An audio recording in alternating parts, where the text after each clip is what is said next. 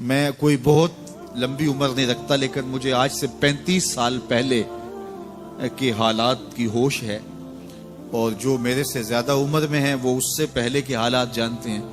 تو میرا بنیادی طور پہ ایک دیہات سے تعلق ہے، تو میں اچھی طرح جانتا ہوں کہ لوگوں کے پاس جو آج کچھ ہے وہ آج سے 35-40 سال پیچھے نہیں تھا۔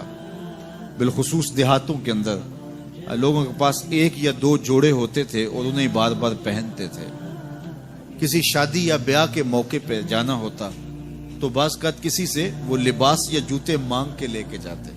مجھے اچھی طرح یاد ہے کہ اس زمانے میں لوگ اپنے کندھے پر ایک کپڑا رکھا کرتے تھے، اور شادی پر اگر کسی نے جانا ہوتا تو جس کا کپڑا بہت اچھا ہوتا تو اس سے وہ مانگ لیا کرتے تھے کہ میں نے ذرا شادی پہ جانا ہے۔ بڑے بھائی کے جوتے پہن لیا کرتے تھے، اور اسی طرح گزر ہوتا تھا۔ کبھی کوئی شکوہ زبان میں پیدا نہیں ہوا تھا، اور لوگوں کے شکستہ سے کچے گھر ہوتے تھے، اور گھر کے صحن میں ایک درخت ہوتا تھا، دوپہر وہاں کاٹ لیتے تھے۔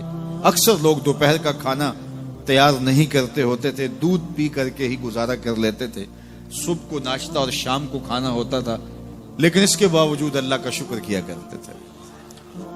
یہ پچھلے دن میں گزرا تو دیکھا کہ بچے کھیل رہے ہیں اور غبارے پھوڑ رہے ہیں، اور جب غبارہ پھٹتا ہے نا تو بچے خوش ہوتے ہیں، کہہ لگاتے ہیں۔ پھر دوسرا غبارہ ہے وہ اس سے کھیلنے لگ جاتے ہیں، اور پھر جب وہ پھٹتا تو پھر خوش ہوتے ہیں۔ تو میں ذرا رک گیا اور اس منظر کو دیکھنے لگا، اور پھر میں نے کہا کہ غبارہ پھٹتا ہے تو یہ بچے خوش ہوتے ہیں، لیکن جب ہمارا زمانہ ہوتا تھا، جب ہم بچے تھے تو غبارہ پھٹتا تھا، ہم رونے لگ جاتے تھے، کیونکہ کھیل ہی ختم ہو جاتا تھا۔ ایک ہی غبارہ ہوتا تھا 5-6 بچوں کے پاس، اور غبارہ پھٹ گیا تو کھیل ختم، تو سارے رونے لگ جاتے تھے۔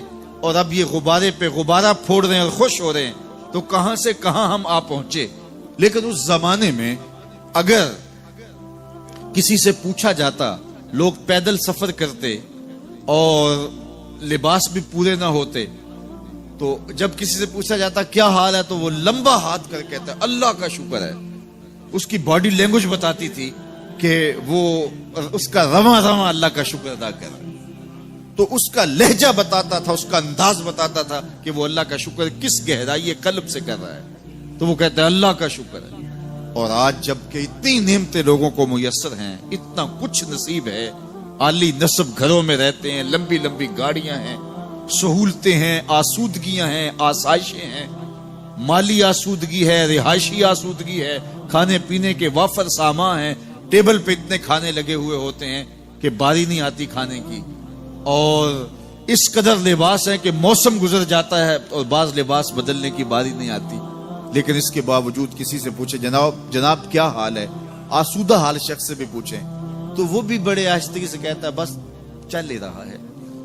تو وہ زمانہ تھا کہ جب لوگوں کے پاس کچھ تھا نہیں تو لمبا ہاتھ کر کے کہتے، تشکر کا لہجہ کتنا دل آویز تھا، اللہ کا شکر ہے۔ اور آج کہتے بس گزر ہو ہی رہی ہے، بس چل ہی رہا ہے، تو ناشکری بڑھتی چلی جا رہی۔ اتنا کچھ ہونے کے باوجود جو ہے وہ ان کا بھی چل ہی رہا ہے۔ تو کہا ان الانسان لربہ لکنود، بے شک انسان اپنے رب کا ناشکر ہے۔ اتنی نعمتیں کھانے کے باوجود، اتنی دولتیں سمیٹنے کے باوجود، اتنی عزتیں پانے کے باوجود، اتنی آسائشیں حاصل کر چکنے کے باوجود، دولت کے اتنے انبار رکھنے کے باوجود، اس کی زبان بولتے ہوئے کتنے بخل سے کام لیتی ہے کہ بس گزر اوقات ہو ہی رہی ہے۔ اور میاں تیرے رب نے تجھے اتنا کچھ دیا، یہ دولتیں، یہ دولتوں کے انبار، یہ آسودگیاں، یہ بہاریں، یہ سب کچھ نہ ہوتا، تجھے زندگی بخش دی تھی، اس کا ہی شکر تیرے اوپر واجب تھا۔ اللہ اکبر۔ اللہ نے حضرت انسان کو یہ جو کچھ دیا ہے، کتنی چیزیں ہیں ہمیں پتہ بھی نہیں کہ وہ نعمت ہے، لیکن اللہ نے ہمیں عطا کی۔ دنیا کا ایک امیر ترین شخص تھا اناسس، تو اس کے یہ آنکھوں کے جو پپوٹے تھے یہ کام کرنا چھوڑ گئے۔ ہمیں کبھی اس کا احساس بھی نہیں ہوا کہ یہ کوئی نعمت ہے۔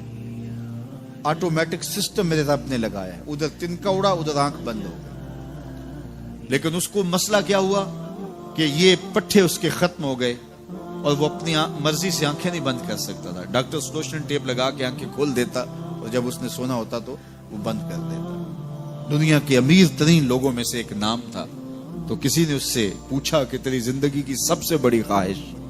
اس نے کاش اپنی آنکھیں اپنی مرضی سے کھول سکوں. کہا اس کے لیے تجھے کوئی قیمت لگانی پڑے تو کتنے پیسے لگا سکتا ہے؟ کہا ساری دولت لگ جائے، کاش میں اپنی آنکھیں اپنی مرضی سے کھول سکوں. مجھے یہ بتائیے کہ حضرت انسان کو کیا کچھ نہیں اللہ نے دیا. یہ لعاب ہے نا، لعاب ہم روز تھوکتے ہیں، یہ مقدار سے کچھ کم ہو جائے تو بولنے میں دقت، نظام انہضام خراب. یہ جو لعاب ہمارے منہ میں آتا ہے جو ہم تھوک دیتے ہیں، یہ قدرتی گریس ہے جو بولنے میں مدد دیتی ہے، نظام انہضام کو ٹھیک رکھتی ہے. اور اگر یہ لعاب کم ہو جائے مقدار سے تو نظم خراب ہو جائے. اللہ اکبر. تو ہم نے کبھی سوچا کہ یہ بھی نعمتیں ہیں؟ باقی روشن آنکھیں، چمکتا چہرہ اور زور آور ہاتھ، چوڑی چھاتی، دھڑکتا دل، اور کہتے ہیں اس دماغ کا اگر کمپیوٹر تیار کیا جائے تو نیو یارک شہر سے بڑا ایک بکریاں چرانے والے شخص کے دماغ کا کمپیوٹر بنے. یہ حضرت انسان کو اللہ نے اتنا کچھ دیا ہے، اور پھر اس کو نعمتیں دی، عزتیں دی، جائیدادیں، زمینیں، لمبی لمبی گاڑیاں، عالی نسب پلازے، کتنا کچھ دیا. پھر خوبصورت اولادیں دی، کیا تسکین قلب کے لیے رکھا اس نے. تو اس کے باوجود بھی یہ کہہ رہا ہے بس چل رہا ہے، گزر اوقات ہو رہی ہے. ان الانسان لربہ لکنود. انسان اپنے رب کا کتنا ناشکرا ہے. اس نے کیا کچھ اسے عطا کیا، کیا کچھ عطا کیا، لیکن یہ شکر کا کلمہ بھی نہیں بولتا، بخل سے کام لیتا ہے. تو کہا یہ ناشکرا ہے، اور اس پر کوئی خارج سے دلیل لانے کی ضرورت بھی نہیں ہے. وَإِنَّهُ عَلَىٰ ذَلِكَ لَشَهِيدٌ. اور یہ خود اس پہ گواہ ہے. ذرا اپنے اندر اتر کے دیکھے تو یہ کتنا بخل کرتا ہے شکر ادا کرنے میں، اسے خود سمجھ آ جائے گی. وَإِنَّهُ لِحُبِّ الْخَيْرِ لَشَدِيدٌ. اور اس کی ایک خصلت یہ ہے کہ یہ دولت کی محبت میں بڑا سخت ہے. دولت کی محبت یہ بہت زیادہ اپنے سینے میں پال چکا ہے، اور یہ دولت اس کی محبوبہ بن گئی ہے. دولت تو اس کی ضرورت ہونی چاہیے تھی، لیکن اس نے اس کو اپنی محبوبہ بنا لیا. وَإِنَّهُ لِحُبِّ الْخَيْرِ لَشَدِيدٌ. اس کو محبت زر شدت سے ہو گئی ہے. سویر سے شام تک اس کا وظیفہ ہی یہی ہے. اس کی زندگی کے اندر منصوبے یہ چلتے ہیں. اللہ نے اتنا نوازا ہوا ہے، اس کی ساری زندگی آسودگی سے گزر سکتی ہے جتنا اس کے پاس موجود ہے. لیکن اس کے باوجود ہر وقت اس کے دماغ کے فیتے پہ یہی چلتا ہے، اور یہی کہانی چلتی ہے، یہ زیادہ کیسے ہو، یہ زیادہ کیسے ہو، یہ زیادہ کیسے ہو. اس اضطراب نے اس کو بے چین کر دیا ہے، اور خواہش زر نے، حفظ زر نے اس کا چین چھین لیا ہے. اور اتنی محبت جاگزی ہوگی اس کے دل میں کہ اللہ کی محبت کے لیے اس کے دل میں جگہ ہی نہیں بچی. وَإِنَّهُ لِحُبِّ الْخَيْرِ لَشَدِيدٌ. اللہ اکبر. اب پہلے گھوڑوں کی اداؤں کی قسمیں کی، پھر اس کے بعد حضرت انسان کی یہ جو بڑی خامیاں تھی، جو خامیاں جڑ ہیں اس کی باقی خامیوں کی، ان کو بیان کیا.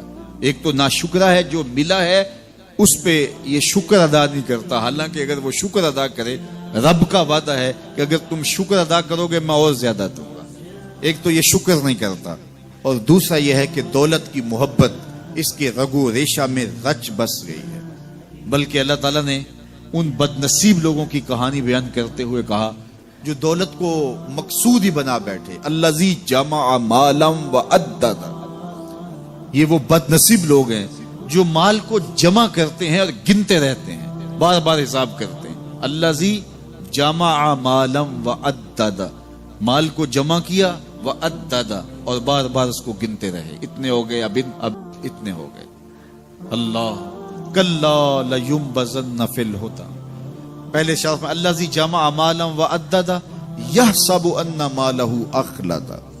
یہ گمان کرتے ہیں کہ ہمارا مال ہمیں لافانی کر دے گا، مال کی کثرت سے ہم محفوظ ہو جائیں گے اور ہمارا کچھ نہیں بگڑے گا. دولت اتنی ہوگی تو ہم ہر طرح سے حفاظتوں کے ساتھ میں آ جائیں گے، ہمارا مال ہمیں لافانی کر دے گا. یحسب ان مالہ اخلد. اللہ تعالیٰ نے فرمایا کلا، ایسا ہرگز نہیں ہے، یہ تمہاری بھول ہے کہ مال تمہیں لافانی کر دے گا، مال تمہیں مرنے نہیں دے گا، مال تمہیں محفوظ کر دے گا. کلا، ایسا ہرگز نہیں ہے، بلکہ کیا ہے، لَيُنبَذَنَّ فِي الْحُطَمَةِ. ہم تمہیں پکڑ کے آگ میں ڈال دیں گے. لَيُنبَذَنَّ کے لفظ پہ اگر غور کیا جائے تو عربی میں جب ان کا جوتا پرانا ہو جاتا تو پرانا جوتا جب پہننے کے بھی قابل نہ رہتا تو اس کو اتار کے ایسے حقارت سے پھینکتے اور اس کے لیے لفظ استعمال کرتے نبذت النال، میں نے جوتا پھینک دیا. وہ جوتا جو پاؤں میں ڈالنے کے بھی قابل نہ رہے اور اتنا پرانا ہو جائے کہ اس کو اب جو ہے وہ مزید مرمت بھی نہ کروانا ممکن ہو تو اس کو پھر پھینکا جاتا ہے اور پھر اس کو وہ حقارت سے پھینکتے ہیں اور وہ جوتا چلتے ہوئے تنگ کرتا ہے تو پھر اس کو اتار کے حقارت سے رب پھینک دیتے ہیں. تو اس کے لیے لفظ بولتے ہیں نبذت النال، میں نے جوتا پھینک دیا. حقارت سے پھینکنے کو نبض کہتے ہیں اور یہی لفظ اللہ تعالیٰ جل شانہ نے فرمایا کلا لینبذن فی الحطمہ. اے اہل عرب، جس طرح تم جوتا پرانا حقارت سے پھینکتے ہو ہم حقارت سے تمہیں آگ میں ڈال دیں گے. کلا لینبذن فی الحطمہ. یہ ان مالداروں کی کہانی ہے جنہوں نے مال کو اپنا معبود بنا لیا، مال کو اپنا مقصود بنا لیا. مال مال مال، ہر قدر پامال کر دی، ہر قدر کی قربانی دے دی مال کے بدلے اور مال ہی ان کا مقصود بن گیا اور یہ سمجھے کہ یہ مال جو ہے وہ ان کو لافانی کر دے گا، ان کو مرنے نہیں دے گا، ان کے لیے حفاظتی حصار بن جائے گا. کلا لینبذن فی الحطمہ وما ادراک ما الحطمہ. اللہ فرماتا ہے جانتے ہو جس حطمہ میں، جس آگ میں تمہیں ڈالا جائے گا وہ آگ کیا ہے؟ مل حطمہ، کیا تمہیں پتا ہے وہ حطمہ کیا ہے؟ پھر خود فرمایا نار اللہ الموقدۃ التی تطلع علی الافئدہ. یہ اللہ کی جلائی ہوئی آگ ہے جو دل کھا جائے گی، جو کلیجے چاٹ جائے گی. تو حب زر، یہ حب دولت اور حب دنیا یہ تمام برائیوں کی جڑ ہے. تو اس لیے اپنے اندر سے محبت زر کو نکالنے کی کوشش کیجئے اگر کہیں آپ کو داخل ہوتی محسوس ہو رہی ہے. اور حب دولت کو نکالنے کے لیے زکوٰۃ صدقات اسلام نے ہمیں یہ نظم دیا.